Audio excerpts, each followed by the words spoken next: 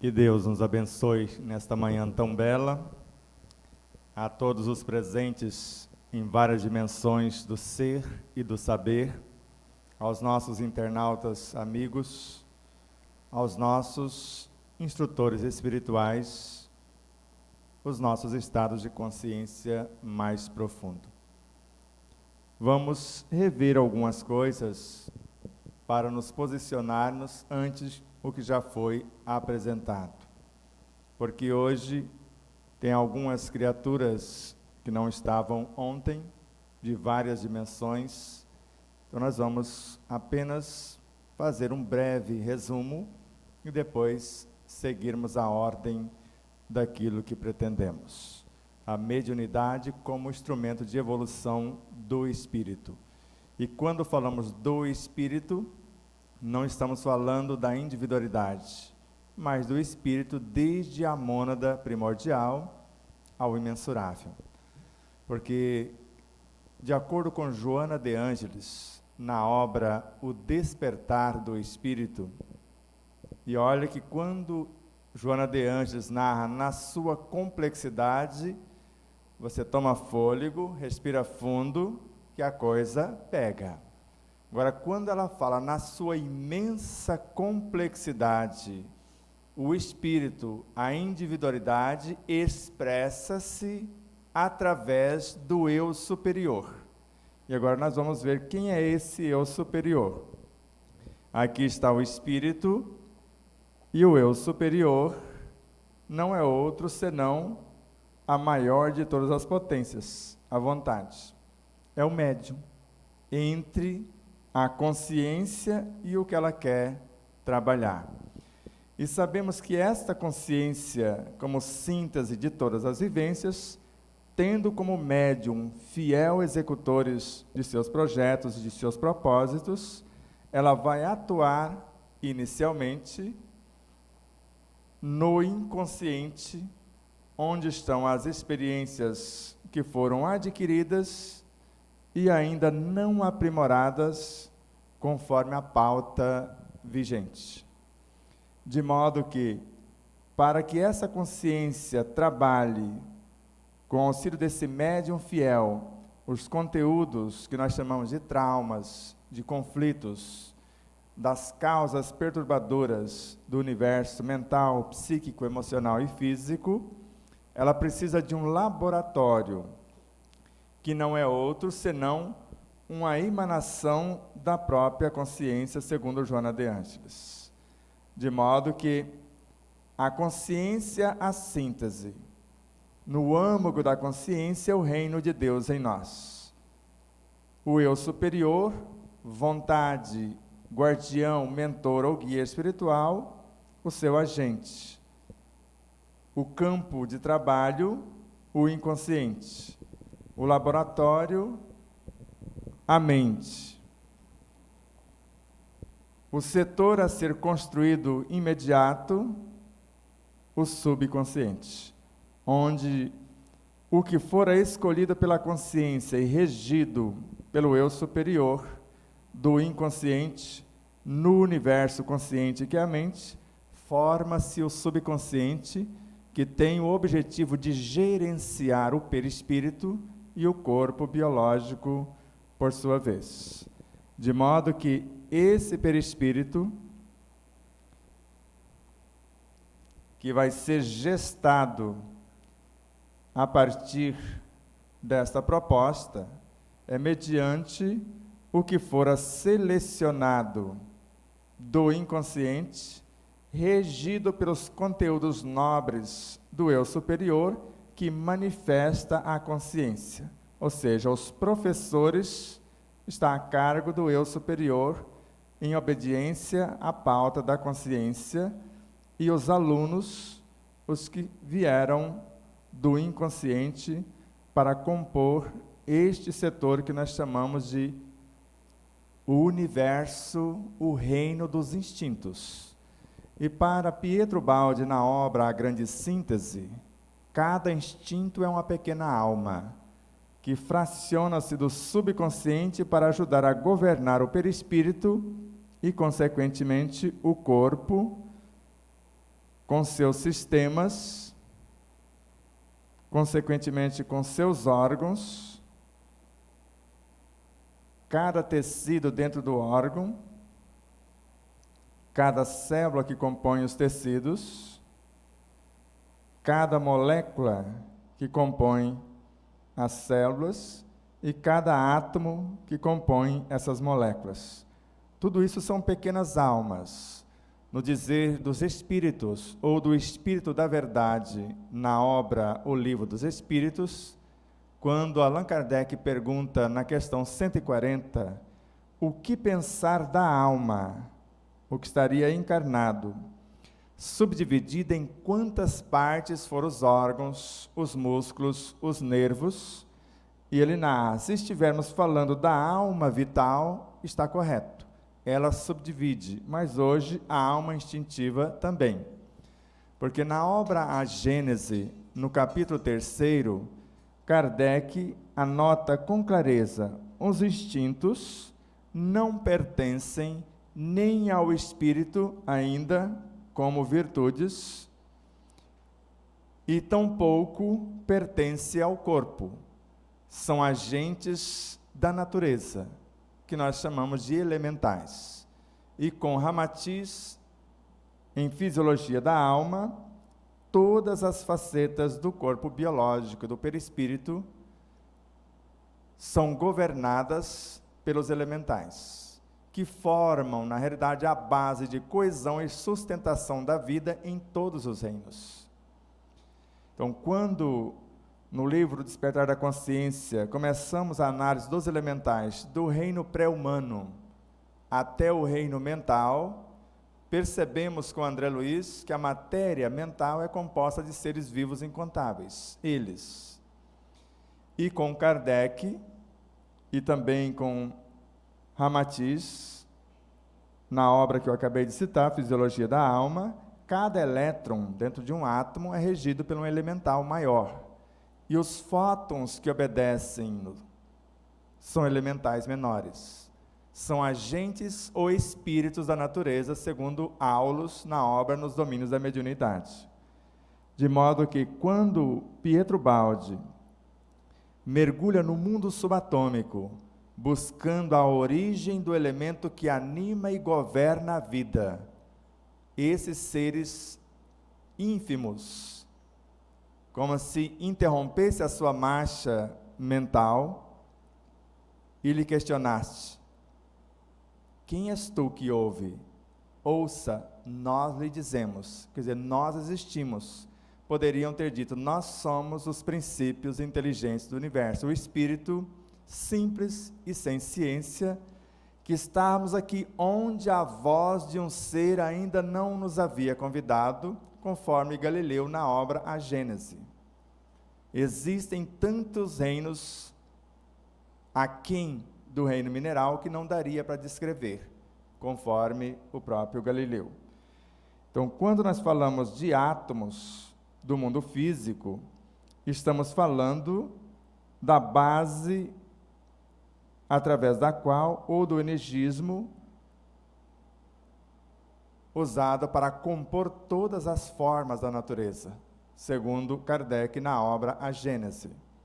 Por exemplo, com um átomo de hidrogênio simples, que tem apenas um próton e um elétron,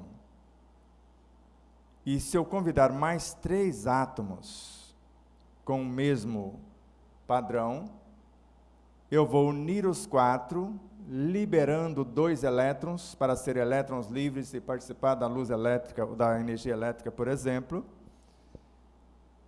e vou rebaixar 2 prótons para nêutron, e vou construir o segundo elemento, que é o hélio. A isso chamamos individualização, a soma dos menores compondo os seres maiores. Então, cada individualidade, segundo Pietro Baldi, é composta de individualidades menores e componente de maiores. Por isso que cada átomo é feito de elementos subatômicos: os elétrons, os prótons, os nêutrons. E esta energia nêutro é composta de seres ainda menores, que nós chamamos de quarks, de mesons, de bários, de leptons e outros tantos, que se unem para compor esse energismo, que ao ser transmutado, torna-se prótons, que ao ser metamorfoseado, elétrons, que ao ser sublimados, fótons. E os fótons formam a consciência do próprio átomo. E nasceram dos nêutrons, que se elevaram para os prótons, que se transmutaram em elétrons. Tudo cresce de baixo para cima, conforme Leon Denis, tanto em O Problema do Ser, o Destino e da Dor, quanto em O Grande Enigma, quanto na obra Depois da Morte. E esses elementos subatômicos são constituídos de matéria mental. E essa matéria mental, do que nós chamamos de fluido universal. E este fluido universal é o que nós conhecemos, a sua base estrutural, conforme a questão 29 do Livro dos Espíritos, como espírito, o princípio inteligente do universo. Por que que eu disse tudo isso outra vez? Quando nós vamos aplicar o passe, quando nós vamos magnetizar a água, segundo Kardec, André Luiz, Emmanuel e vários outros luminares, como Ramatiz, como Miramês, a energia base é o espírito, princípio inteligente do universo. Leon Denis fala que nós assimilamos uma porção, gravamos neles os nossos pensamentos, a nossa inteligência, as nossas virtudes, como Kardec, e vamos transformá-los em fluidos. O espírito, princípio inteligente, começa como fluidos, conforme consta na Gênese, com Allan Kardec, e em Miramês, estudando o Livro dos Espíritos. De modo que na questão 613 do Livro dos Espíritos, cada ser organizado, individualizado, de acordo com a obra que deseja construir, e a capacidade que tem em gerenciar essa matéria-prima, assimila uma porção de espíritos, princípios inteligentes do universo, conforme consta nessa questão. Ou na obra A Gênese, não dá para fazer nem um inseto, nem uma molécula, nem um feto, se não for com uma porção dessa energia. Tudo que existe na natureza é feito dessa energia base. E agora nós vamos começar o exercício da mediunidade. Não sou eu quem faço as obras, é o Pai que as realiza através de mim. Jesus. Então imagine aqui Deus e aqui o nosso Mestre Jesus. Para que eu possa executar algo que alguém está me passando, Leon Denis, em O Problema do Ser, o Destino e da Dor, em Depois da Morte, também, eu vou ser fecundado por possibilidades. É como se a minha consciência, ou Deus em mim, fecundasse-me com novas possibilidades, que nós chamamos de recursos latentes. Eu vou usar os meus recursos inatos. Inatos são recursos que eu já possuo, que eu já construí. Latentes, aquilo que está à minha disposição para o vir a ser. Então, se eu levar a efeito e semear o que foi entregue a mim, os talentos confiados, eu vou multiplicar as possibilidades. Então, agora vamos, nas reuniões mediúnicas, fazer um intercâmbio. Quando nós vamos magnetizar uma água, segundo Kardec, antes de eu magnetizar a água, eu já magnetizei toda a água do meu corpo. Porque o que vai interagir e interferir no núcleo do átomo, como eu disse ontem, é o energismo gerado no interior dos microvórtices, na intimidade do citoesqueleto, que está mergulhado no citoplasma de minhas células. E é com esse energismo também que eu vou criar organelas, porque esses microtúbulos que albergam os microvórtices se unem mediante o que eu quero construir e se transformam nos centríolos, nos construtores das próprias células ou de cada organela.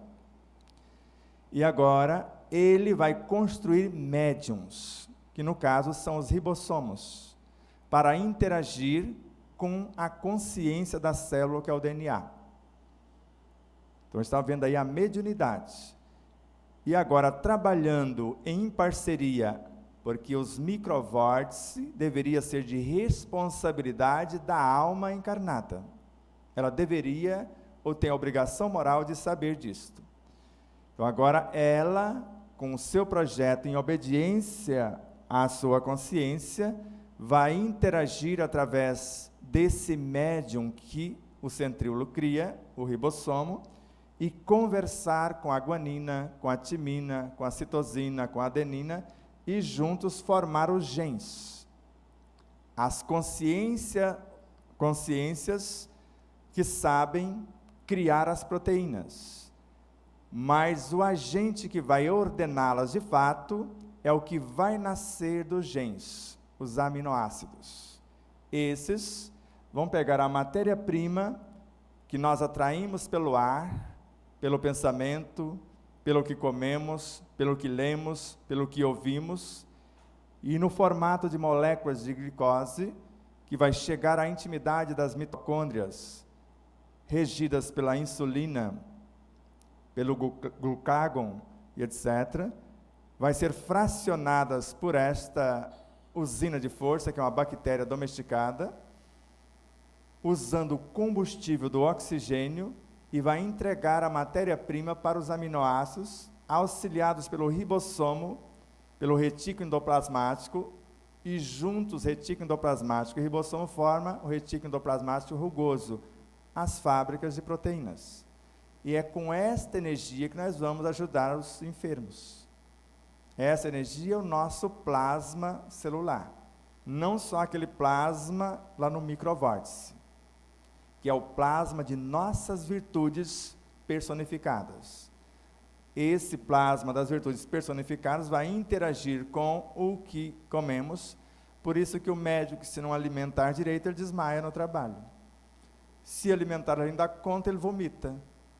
Ele tem que ter o energismo na medida exata, o mais sutil, ele tem que ter consciência do que vai fazer, e naquele dia o jejum de pensamentos negativos, de sentimentos negativos, de leituras deprimentes, de músicas deprimentes, de jornais na TV, etc. Ele vai se privar daquilo e vai dar ao corpo músicas enobrecedoras, leituras enobrecedoras, a oração santificante, a meditação, os pensamentos bons, etc. Ele vai construir um patrimônio a ser usado, e agora o mais interessante. Obra Trilhas da Libertação, de Manuel Filomeno de Miranda, por Divaldo Pereira Franco.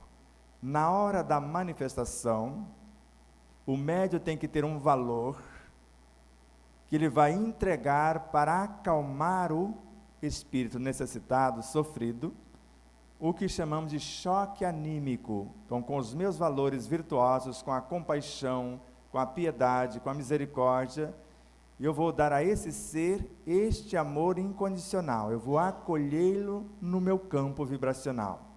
O energismo que o causa sofrimento vai passar para o meu psiquismo, para o meu mundo mental, psíquico, emocional e até biológico, por alguns segundos.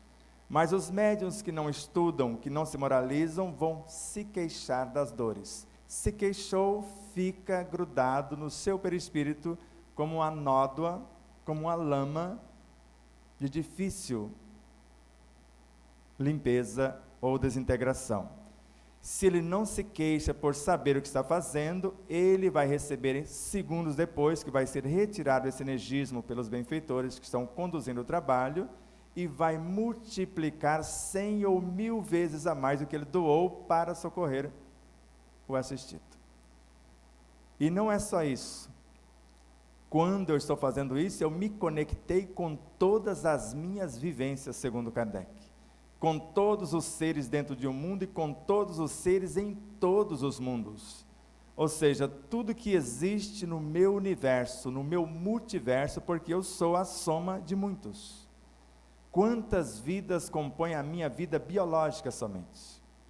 Só células humanas, que formam 10% da massa, segundo o Dr. Deepak Chopra, 600 trilhões na atualidade. Na realidade, é um pouco mais. A ciência antes tinha 100 trilhões. Hoje, os cientistas narram que devemos mudar a nossa pauta numérica em 10 vezes. Então, seria não 100 trilhões, mas 4 trilhão.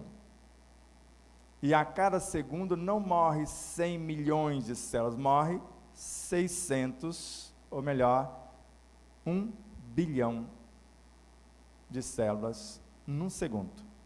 E quando eu estou exercitando a mediunidade, eu estou usando meus valores morais para enriquecer o meu próprio universo. Porque eu estou interagindo com a natureza, com todos os seres dentro deste mundo e com todos os seres em todos os mundos. Então, mediante a minha lucidez, a minha disponibilidade, e eu falo disponibilidade porque eu preciso ter compromisso com horários, eu preciso ser perseverante, ter disciplina, não faltar às tarefas, e um médium que participa de uma tarefa numa casa, ele precisa repensar os seus conceitos, porque a tarefa mais importante numa casa espírita é a palestra. Mas antes da palestra, mais importante do que a própria palestra é o estudo que deu origem ao conteúdo da própria palestra. E numa reunião de estudos, conforme Allan Kardec, no primeiro artigo do mês de novembro da Revista Espírita de 1868, nós já nos assistimos entre si, encarnados ajudando encarnados. Assistimos espíritos mais necessitados do que nós, sem manifestação, segundo Kardec, os chamados sofredores. E somos assistidos por seres mais iluminados do que nós. Quer reunião de desobsessão mais perfeita do que essa? Agora, quem quer estudar? Pouquíssimos. Eu estou falando de estudar. E estudo, se falar bem devagarzinho, vamos perceber que és tudo. Vou estudar a mim. Eu não estou aqui estudando obra, eu estou buscando obras para entender a mim. Conhece-te a ti mesmo. Como fala Emmanuel, como se brincando, mas é muito sério, és tudo. O universo está dentro de você, e você está no universo. Então, se eu focar em mim, que sou uma partícula desse universo, vai ficar mais fácil eu entender o próprio universo. Porque o cientista George Washington Covell, e consta informações dele na obra A Vida Secreta das Plantas, ele entendia o movimento de uma galáxia estudando a folha de um vegetal. E ele não precisava macerar ou matar a folha, ele conversava com a planta, com os elementais. Ele não precisava dilacerar uma cobaia no laboratório para receber as informações. Ele conversava com a cobaia, ela entregava as informações, sem torturas. Por isso que ele foi considerado o maior cientista autodidata que a humanidade já conheceu, porque ele nunca estudou em bancos acadêmicos, mas entendia mais do que todos os cientistas de sua época juntos. Por exemplo, houve um momento nos Estados Unidos que escasseou a matéria-prima para a produção do determinado óleo, o óleo vegetal de hoje. E houve um problema gravíssimo pela falta daquele insumo. E os amendoins, ou os amendoinzais, apresentaram para ele dizendo: nós resolvemos o problema. A matéria-prima dos nossos irmãos, que escasseou, em 50 quilos, sabiam fazer 5 quilos do óleo. Nós, com 50 quilos, sabemos fazer 17 quilos. E naquele momento, o amendoim era usado para alimentar os porcos. Não que os porcos não tenham direito a esse alimento, mas resolveu o problema dos Estados Unidos e, quiçá, da humanidade naquele momento. Então, quando falamos de elementais, eu sou médium, e eu vou pensar. E a minha mente, ela estuda, porque ela é uma entidade, emanação da minha consciência, regida pelo eu superior. ela própria, quando se iluminar, vai transformar-se no eu superior e vai liberá-la para outras etapas. A mente desperta torna-se mais um eu superior dentro do próprio espírito. Assim como temos vários Cristos em Deus, no cósmico, o ser cósmico, em nós temos vários Cristos, e cada um com a capacidade de gerir mais de uma alma simultaneamente. De acordo com a capacidade diretiva deste eu superior, desse pequeno Cristo, é semelhante a um empresário que pode conduzir várias empresas, ou, se ele não tem capacidade, vários empresários se unirem para governar uma só empresa. Por isso que Hermínio Corrêa de Miranda provou as duas coisas: vários espíritos se unem para governar um só corpo, ou um espírito anima vários corpos ao mesmo tempo. E ele mostrou as duas coisas, provas das duas coisas, tanto na obra Diversidades dos Carismas, depois também Condomínio Espiritual, que é animismo e etc. Então vamos imaginar que esse eu superior esteja governando 10 almas, estejam edificando 10 almas simultâneas, e cada uma tem um diretor. O diretor dessa aqui não está dando conta do recado. Ele pode fazer o remanejar, faltou o elemental que compunha a letrinha, porque são seres. E eu sei, quando eu vou assim, eu busco os que estão disponíveis e falo uma frase semelhante. Ele pode fazer o remanejamento, aí alguém me emprestou os seus, e mudar o diretor. Por isso que nós vamos dormir com o marido X e acordamos com o Y. Ou mais espertinho, ou até mais primáriozinho. Ou vice-versa, a esposa também. Não tem isso? Fala, mas esse não é o moço que eu fui para a cama ontem, antes do sono. Parece que voltou do avesso. Lá em Minas Gerais a gente fala assim: fulano amanheceu com a avó atrás do toco. E é mais ou menos porque mudou o comando durante a noite, porque nós saímos e vamos fazer reuniões com a nossa consciência se nos preparamos para tal. Se não, vamos para os umbrais da vida mesmo. Porque se eu deito ou vou para a cama ao embalo de uma música deprimente, para onde que eu vou? Eu estabeleci a frequência. Se eu vou no embalo de um filme de terror, eu estabeleci a frequência. Se eu estou ao embalo de uma leitura deprimente, eu também estabeleci. Agora, se eu fiz um recolhimento, uma pauta de estudo, viagens siderais, o que eu quero aprender, com quem eu quero estar, o que eu quero trazer para amanhã, agora a coisa muda. Então, todas as noites eu peço esta audiência com a minha consciência. E Miramês, em Horizontes da Mente, narra que se eu não encontrar na consciência os conteúdos, as experiências que eu preciso para desenvolver o que ela mesma está pedindo, eu tenho direito, ela me autoriza a buscar fora, mediante a sua proposta, porque nem tudo tal empresário sabe, em relação às suas empresas, ele sempre pode buscar mais e melhor. Então esse processo de preparo para o sono, é o que acontece, algumas vezes a pessoa fala, eu estou com insônia. Por misericórdia, dependendo da frequência que a pessoa estabeleceu e do interesse do espírito, ele prefere não deixar a sua alma dormir. Porque se ela dormir, ela vai ser infiel a ele. Então é melhor que ela fique sem dormir do que se complicar um tanto mais. E muitas vezes, na maioria das vezes, ele está pedindo um preparo maior para o sono. Ou se dormimos aquela meia horinha, 1 hora ou 2 horas e acordamos, é hora de anotar o que nós recebemos da consciência. E às vezes não sabemos disso. Porque como caminhoneiro, no momento em que eu estava bêbado de sono, como nós falávamos no popular, nós dormíamos 15 minutos e ficávamos inteiros para viajar mais 4 ou 5 horas. Como? 15 minutos me dá combustível para mais 4, 5 horas de lucidez?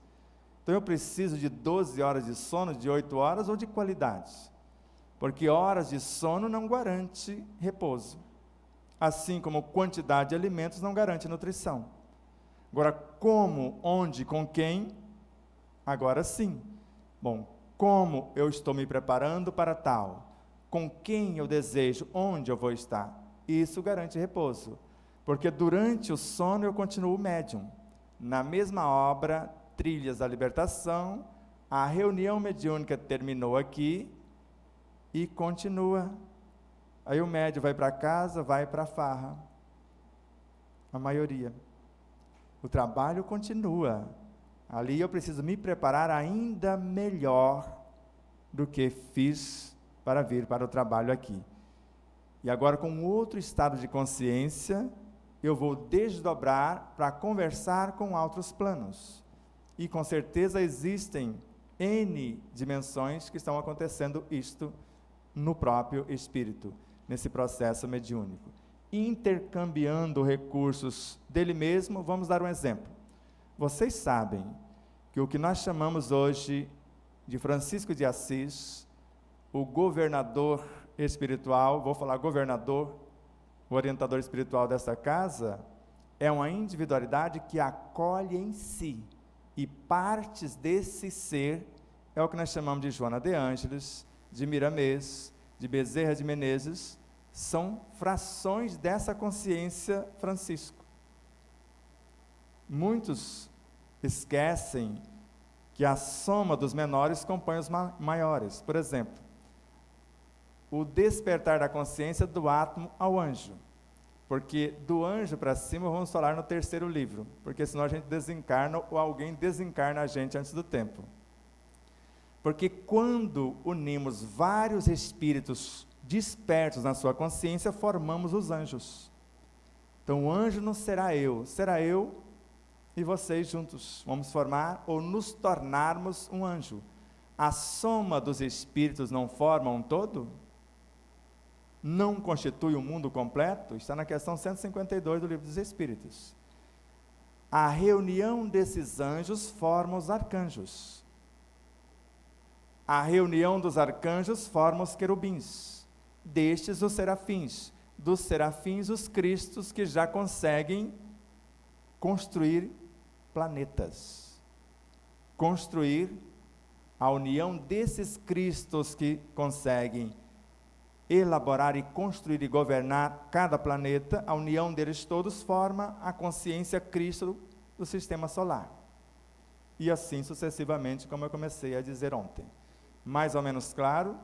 Então nós preparamos um universo de átomos para compor uma molécula.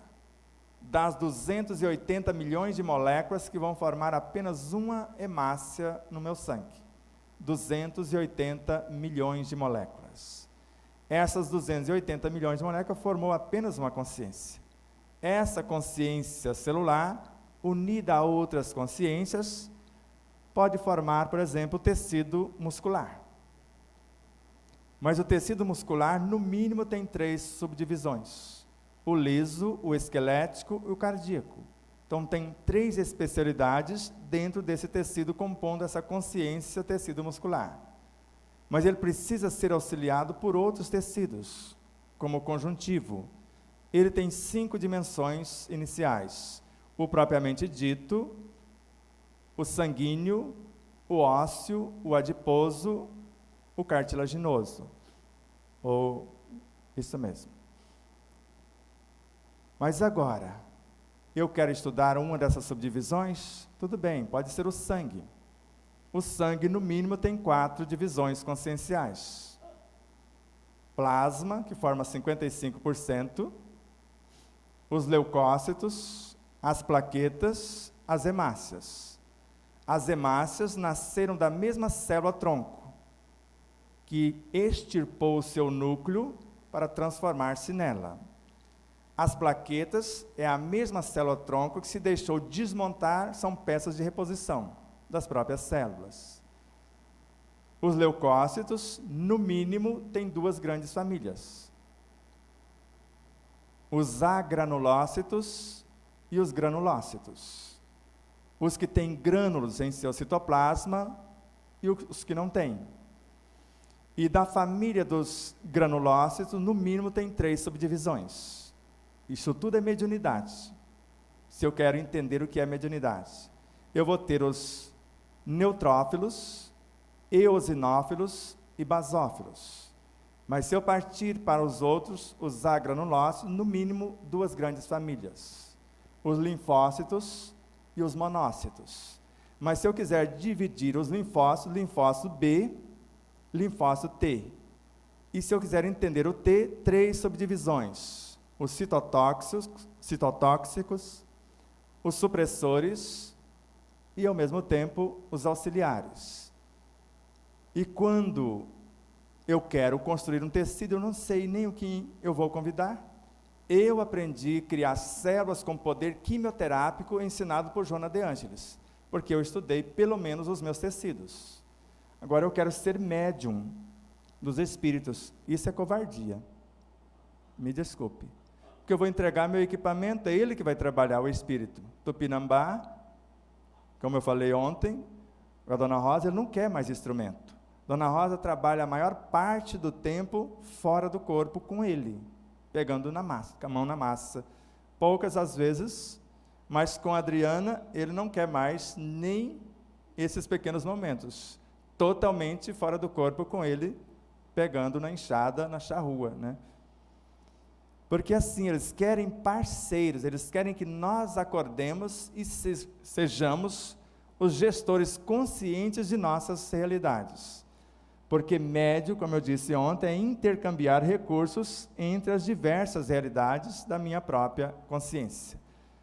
Agora, quando eu volto para o meu sangue, sabendo que nada chega à intimidade das células se não for pelo sangue. A maior parte do sangue, os 55%, é plasma. 95% do plasma é água. E aí eu quero enriquecer o meu sangue com refrigerante? Como eu disse ontem, o problema do açúcar. É esse tipo de recursos que eu estou mediando para alimentar os meus tecidos, minhas células e etc. Ou eu estou matando o povo? Porque se eu chego lá com a encomenda que dizima esse povo, como o arsênio do açúcar, o ácido sulfúrico, a soda cáustica, o mercúrio, o alumínio, o chumbo, fala, você é um muito amigo, você está querendo nos matar. E a doença é quando esse universo infinitesimais se rebela contra nós, pelos maus tratos das emoções perturbadoras. Porque quando falamos de emoções perturbadoras, segundo Emmanuel, uma emoção violenta, só de dizermos, eu não gosto de jiló. Só isso. Isso dizima milhões de células. É semelhante a uma martelada em engrenagem sensível de uma máquina. Então imagine você dando uma martelada num relógio. É isso que uma emoção violenta faz sobre o corpo. Agora não queira dizer ou tentar mensurar quando eu falo, eu odeio você. Aí vocês vão ver o que é um tsunami. E depois queremos acusar os alimentos. Vocês são os responsáveis. Demorou, mas parece que hoje uma emissora famosa vai falar dos efeitos maléficos dos micro-ondas. Espero que ela não tenha se vendido mais uma vez. E fale a verdade. Porque o cientista alimentar, Tiago Rocha, biólogo, Dr. Lair Ribeiro, que não se vende nem para a medicina acadêmica, mesmo eles estando na área, e nem para quem quer que seja, já falaram dos malefícios. E do micro-ondas em miniatura, que é o celular. Eu espero que eles tenham a coragem de falar a verdade. Mas eu estou esperando para ver essa honradez de tal informação. Então vamos continuar. Daqui a pouco a gente vai abrir para perguntas. Segura um pouquinho e é só você mentalizar que as respostas vão chegando aí até já já. Ninguém consegue expressar o mais discreto pensamento sem interagir com a matéria mental, com os fluidos, com o espírito, com com esse mundo subatômico, com os elementais. Não tem como. Para que eu possa expressar um pensamento que está sendo gestado no âmago da consciência pela vontade, pelo eu superior. É ela, em obediência à consciência, como se assimilasse uma porção intuitiva, e no laboratório mental, quando ela entrega a encomenda, o nome chama-se pensamento, Miramês. E o pensamento, segundo André Luiz, é a nossa capacidade criativa em ação, não é ele o ser que atormenta. E não é a mente é o laboratório, isso são informações atuais. Antes se pensava que a mente era o terror, que o pensamento é que era o vilão, e não são. André Luiz fala que eu vou pensar segundo a minha inteligência. A inteligência pode ser o tormento. Se eu ignoro a situação, eu posso pensar o que não devo. Por isso que ele fala que eu preciso pensar no que pensar. Que tipo de pensamento a minha vontade quer gerar, quer gestar. E Emmanuel fala que essa vontade traz a lei que vai transformar-se no pensamento, que o pensamento não deixa de ser uma lei, e traz junto, através do centro coronário, a matéria-prima para dar forma às figuras de nossa imaginação, porque eu vou usar a minha inteligência para acionar o poder imaginativo, auxiliando o pensamento a dar forma de acordo com a sua arquitetura. E o sentimento que eu vou incorporar, veja a beleza da mediunidade aqui, Miramês. Eu criei um pensamento que entrou em conexão com outros pensamentos, incorporou outros pensamentos inspirativos, criando uma realidade para encarnar nesse pensamento, e incorporar nele, que é o processo de incorporação de fato, virtudes, para nascer no meu cenário, ou para interagir com os assistidos. Por isso que quando vamos aplicar o passe em alguém, tudo isso está acontecendo. Eu estou usando os meus pensamentos, inteligência e imaginação para dar forma no que pretendo, as minhas virtudes para dar vida àquilo que eu estou construindo, agora eu vou interagir com o outro. Eu nem precisava, porque eu já me conectei com todos os seres de todos os mundos. Mahatma Gandhi sozinho, após estudar, meditar e tornar-se as bem-aventuranças, transformou-se no pacificador de mais de 800 milhões de pessoas, pelo seu exemplo, pregando a não violência e sendo aquilo que pregava. Muitos autores, a começar por Emmanuel, quando 1% do cristianismo de nossos lábios conseguir transformar-se em nossos atos de cada dia, a terra inteira será plenamente libertada de todo mal. Ele não falou que a gente saiu de casa pregando, nos tornando. Isso está na obra Servidores no Além. E nos ajuda na obra Fonte Viva. A criatura que serve pelo prazer de ser útil, ela progride sempre em todos os sentidos e encontra em si mesma, o si mesmo, a consciência e o evangelho está lá, força, vitalidade e vida. Encontra os recursos para a solução de todos os problemas. E é o que Mateus já havia afirmado no item, ou no versículo 35 do capítulo 9, citado por Emmanuel na obra Pão Nosso. Pregando o evangelho do reino e curando todas as enfermidades. Força no evangelho são as virtudes. Vitalidade, a matéria-prima. O resultante é a vida. E veja como é isso. Quando eu penso, eu estou em conexão com todas as minhas vivências. E eu posso trazer vidas prontas, de outras vivências para enriquecer a vida atual. Eu posso interagir com a natureza e trazer vidas da natureza, como nós estamos fazendo com o ar que respiramos. Quando mentalizamos, estamos interagindo com seres incontáveis, como elementos constitutivos da matéria mental, que nasceram da transmutação do fluido universal, que tem como base de sustentação o princípio inteligente do universo. Então, espero que está mais ou menos claro como nós falamos ontem. Todas as vezes que eu usar a minha inteligência, o meu poder imaginativo, intencionando construir algo enobrecedor, eu estou criando condições para conectar-me à minha essência. Foi o que Leon Denis nos recomendou para aprendermos a abrir, a folhear, a ler o livro oculto em nós. O livro das metamorfoses do ser, que está lá. Ele nos dirá o que já fomos e o que seremos. Como eu disse, se eu estou como alma encarnada, eu estou no passado. Ele é o meu futuro. André Luiz fala a mesma coisa, o Calderaro, na obra No Mundo Maior. De modo que eu recuei no tempo e pergunto a vocês, aos internautas e a todos os presentes, e os que não estão aqui em corpos físicos, nem em corpos psíquicos também, mas assistindo nos telões em outras instâncias. Vou fazer uma pergunta bem mais simples do que essa inicialmente. Onde vocês estão? No mundo de provas e expiações? No mundo primitivo, um degrau abaixo? No mundo de regeneração? No mundo feliz ou no mundo celeste e divino? Porque não é o planeta que está mudando, somos nós.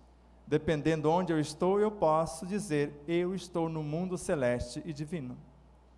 Eu estou no mundo feliz se estou em paz com a minha consciência, à luz dos deveres fielmente cumpridos. Eu estou no mundo de regeneração se estou me regenerando. Eu estou no mundo de provas e expiações se ainda o mal predomina em mim. Ou estou no mundo primitivo, conforme a gente percebe alguém ainda... Não, isso eu não vou falar porque eu posso perder até alguns amigos mais próximos. Porque eu ouvi de uma amiga isso hoje ou ontem. Então vou deixar essa para depois, viu, Rosana? Não vou dizer não. Atitudes primárias, onde nós dizimamos vidas por prazer. E eu vou falar uma das coisas só, essa pode, essa vai doer menos. Foi feito um documentário num transatlântico que 60% dos alimentos desperdiçados eram usados apenas para ornar os pratos, mas não eram ingeridos. Isso é um primitivismo, porque o sabor depende da educação do paladar, não são os olhos que vai definir o sabor.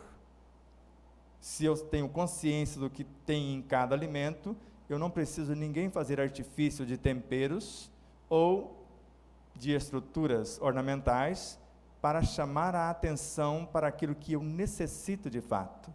Agora, se eu não tenho o paladar educado, como nos ensinou Allan Kardec, que o sabor depende da educação do paladar, aí eu vou precisar que o tempero X entre em contato com a estrutura Y, e na maioria das vezes os temperos industrializados destrói quase tudo que existe nos alimentos. Se fui eu que construí o tempero, eu posso levar vantagem. E depende do tempero. Agora, se o paladar não estiver educado, como que eu posso trazer para o meu cenário o cominho, por exemplo? Você já comeu? Cominho? Para gente que tem um paladar mais educado, mas quem não comeu a primeira vez? Será que vai trazer com facilidade? Tem lá o irmão da salsinha, eu esqueci o nome agora, o coentro. A quantidade de elementos enobrecedores para o corpo, para a vida. Agora, se eu sei qual tempero que eu vou agregar valores no meu alimento, eu nem preciso colocar sal. Porque o sal é ilusão do próprio paladar deseducado. Se eu colocar determinados temperos, ele supre com tranquilidade o lugar do sal. Então eu não preciso sobrecarregar o meu universo. Assim como fazíamos na roça, queremos fazer no laboratório do Instituto Despertar da Consciência. Eu aprendi a plantar a cana, trabalhar a terra antes do plantio, cultivá-la, colher e fazer todas as etapas até transformar no açúcar, no melaço, na rapadura e etc. Assim como a mandioca, o milho, o arroz, o feijão, uma centena de elementos. E é o que nós queremos fazer. E lá nem sal vamos comprar, porque nós vamos usar os temperos que nós mesmos vamos cultivar, sem precisar usar o sal. Será que vamos conseguir nessa encarnação? Não sabemos se vai materializar aqui, mas já existe, porque tudo que nós estamos tentando trazer para cá já existe em algum lugar. Então nós já estamos trabalhando nisso há muito tempo. Como eu disse, e na pesquisa que nos assombrou, que nós começamos a falar outro dia, e isso é mediunidade também, do suicídio. Quando eu começo a trazer elementos indevidos para o meu corpo, este clã de elementos começam a dominar o meu corpo. E se são elementos deletérios, como açúcar refinado, como está presente nos refrigerantes, nos sorvetes, etc., eu estou trazendo uma turma que, num determinado momento, vão destruir o meu próprio corpo. Vão adquirir uma força tamanha e induzir-me ao suicídio. E não só eles. Como eu disse, alimento é tudo que comemos, tudo que lemos, tudo que ouvimos, os ambientes e tudo mais. E todas as vezes que intencionarmos conceber um filho, sem saber que os desejos já estão construindo os seus corpos, o seu DNA, a sua personalidade, que nós vamos ajudando com o que pensamos, sentimos, falamos e fazemos, dependendo da nossa vida como pais, nós já estamos construindo um veículo psíquico e físico que vai induzir ao suicídio no futuro. E a alma não vai ter como resistir. Isso é Gabriel Delany na obra A Alma Imortal. A criatura foi diagnosticada como louca naquele momento. Ele dissociou a alma do corpo e percebeu que tinha duas individualidades, a alma com seus característicos e o corpo com os seus. Cada uma tinha a sua autonomia. E ele, o espírito, a alma pode ser dissociada, falou, eu não sou louco, o meu corpo está enfermo. Quer dizer, colocaram tantos elementos que eu não consigo governá-los. E quantas mães que antes da gravidez detestavam tal elementos, e na gravidez amam de paixão. Só durante a gravidez. Quem é que está pedindo aquilo? Quando a mãe tem desejos, é ela ou o encarnante? E se for um desejo deprimente? Como uma mãe que nós conhecemos, ela queria, eles até pegaram para uma novela de uma determinada emissora, essa pauta, mas nós vivemos ela na prática. Ela queria comer miolo de macaco. Isso é algo bem primário, né? E se o pai e a mãe aceitar um negócio desse, vai ajudar a educar esse ser? Mas a outra mãe que recebeu um ser que desencarnou de overdose, e ela evangelizada, e ele havia pedido para encarnar ou reencarnar, onde tinha muita droga, porque ele queria se encharcar de novo. Foi atendido o pedido para encarnar naquele local. Ele só esqueceu de pedir à mãe viciada.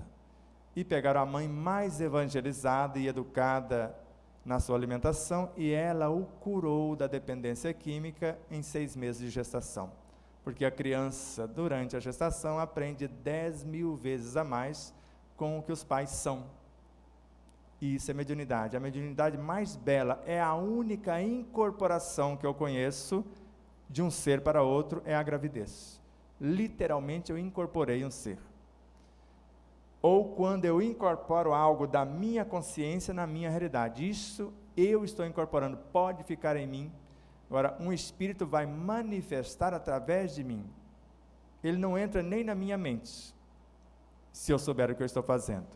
Ele fica a uma certa distância, conforme Martins Peralvas, estudando nos domínios da mediunidade, André Luiz construiu uma obra estudando a mediunidade.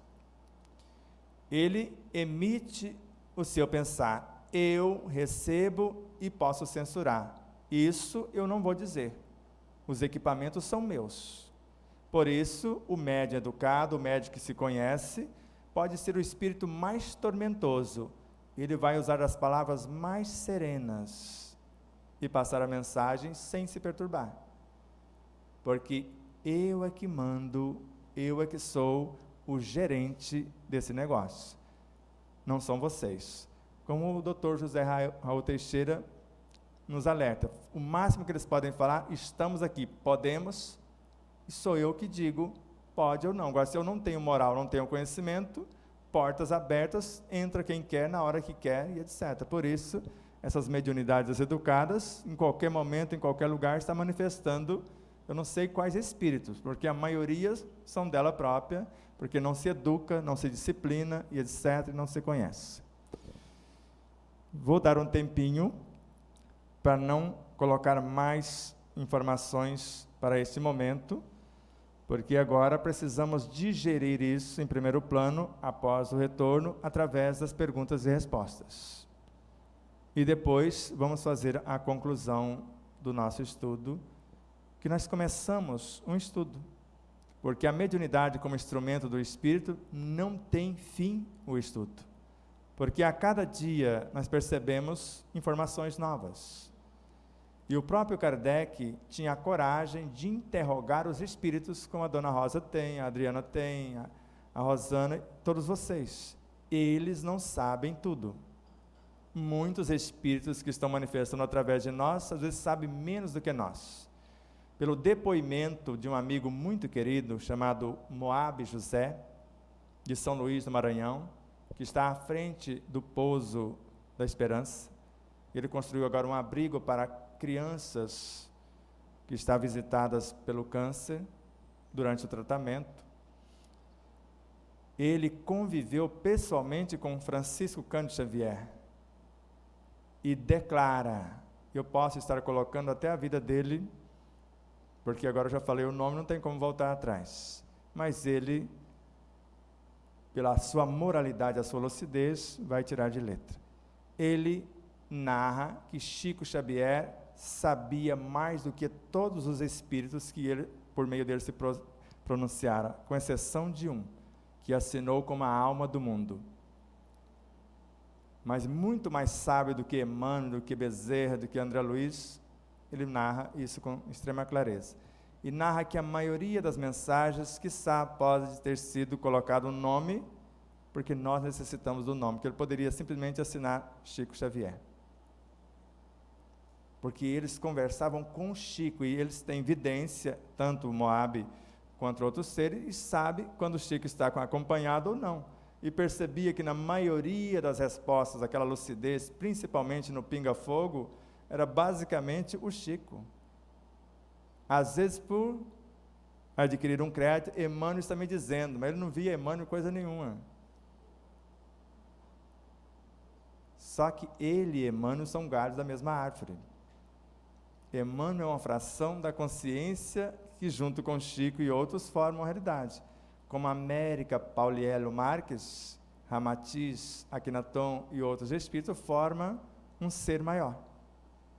Ela encarna para psicografar os demais. Como Galileu encarnou, como Camilo Flammarion encarnou para psicografar Galileu, que é ele próprio, Aragon, Kahneman e etc. Paz profunda e até já.